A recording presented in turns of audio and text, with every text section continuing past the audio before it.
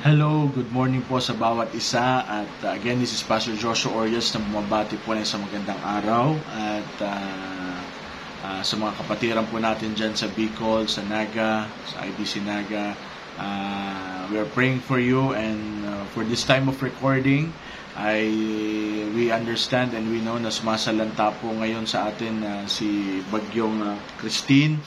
At we're praying for you po sa inyo dyan at ingatan nawa po kayo ng Panginoon at nasa maayos po na kalagayan and mag-iingat po kayo dyan. So ngayon pong araw na ito sa ating pong devotion sa 7PD ay pag-usapan po natin saglit ang buhay ni Gideon at kung paano siya ginamit ng Panginoon at ang mensahe po natin ay overcoming the overwhelming odds and tayo po ay manalangin. Dakilang Diyos, salamat po sa pagkakataon at bless you po mga kapatiran po dyan sa Bicol. Nawa ay ingatan niyo po sila sa bagyo na sumasalanta ngayon.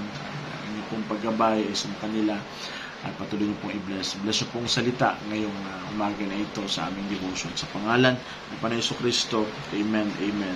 So, muli good morning po at we all know the story about Gideon and 300 men. And to wrap things up mga kapatid, ay sila po ang kalaban po nila, mga Midianites ay 135,000 at ang Israel po ay 32,000 lamang. So 4:1 kumbaga. And nagkaroon po ng mga subtraction, makita po natin at eventually that just lead them to 300. So si Gideon po ay isa po sa judge dito po na ginamit ng Panginoon at makita po natin na ang kanyang odds ay napakalaki na manalo, na hindi po basta-basta siyang mananalo dahil sa paramihan pa lang talo na po agad. So sa buhay po natin marami po tayong mga overwhelming odds na tinatawag, pero po sa salita ng Diyos ay tutulungan po tayo paano po natin ito ma-overcome. And we've been reminded by the words of King David. Sabi niya po sa Psalm 61 verse 2, "From the end of the earth will I cry unto thee, when my heart is overwhelmed, lead me to the rock that is higher than I." When my heart is overwhelmed, lead me to the rock higher than I. So there are times that we will be overwhelmed in life, in the ministry, sa buhay natin, sa family, na parang hindi na natin kaya, parang kinakapos na, parang hindi uubra. But the Bible says when we are overwhelmed with the situation and the things that going on around us, let's pray that God will lead us to the higher rock, to the higher position, to the position na mas kakayanin natin sa tulong ng Panginoon. And by the way of the story of Gideon, yan po ang ginawa ng Panginoon sa kanya. At makita po natin na siya po ay pinagpala ng Panginoon. So there are three things. Una po, that we need to understand that your faith is gradual. Your faith is gradual. So, ibig sabihin po, hindi naman po agad malakas agad, hindi naman po agad mabilis agad, hindi naman po magaling agad, mga kapatid. So, si Gideon po, nagsimula po siyang fearful, at siya po ay nagtatago, siya po ay hindi malakas, at later on in Hebrews, siya po ay nandun na sa Hall of Faith. Sa Hebrews 11, yung mga tanyag na tao ng pananampalataya. So, hindi naman siya agad faithful, but he started fearful. Eventually, siya po ay naging faithful sa Panginoon kasi po ang kanyang faith ay patuloy na pinalago ng Panginoon.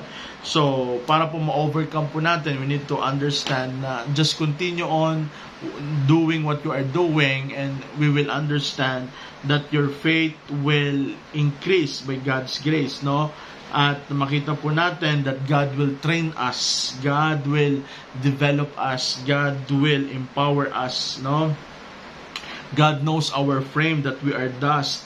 Your faith is tested every time, so you will know your capacity, And if you know your capacity, then eventually your faith will be builded and it will grow.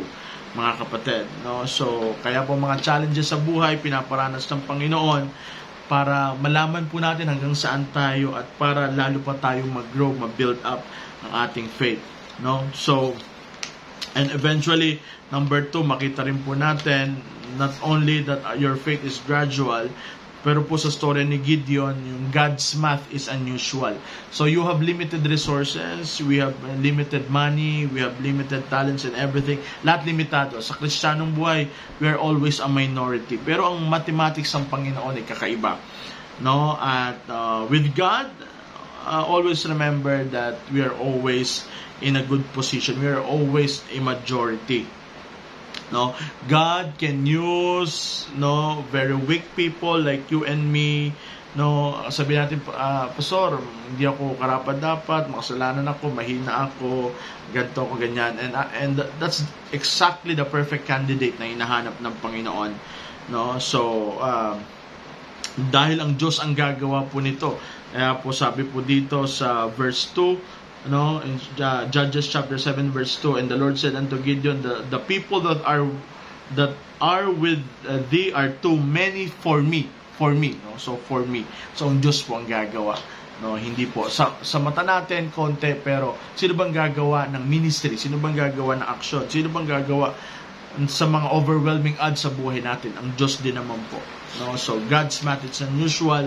And after everything, nanalo po sila sa gera. Makita po natin, bago po sila sumabak sa gera, nung nalaman po ni Gideon na mananalo sila before the battle, third, na napaka-importante to overcome the overwhelming odds, our worship is essential.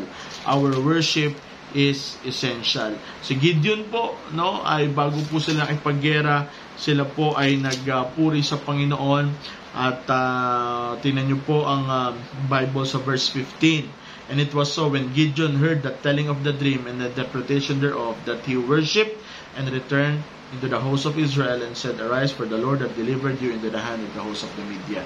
So, mas lalo po tayong lumapit sa Panginoon, mas lalo po tayong kumapit sa Panginoon. And God will help us overcome the overwhelming odds that we are facing.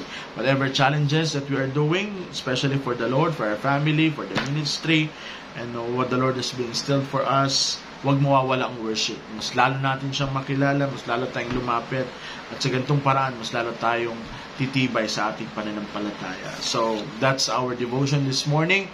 And may the Lord bless us, may the Lord keep us, may the Lord make His face shine upon us, mga kapatid. And thank you again for listening, and the Lord will bless us all. Maraming po salamat, and have a good day.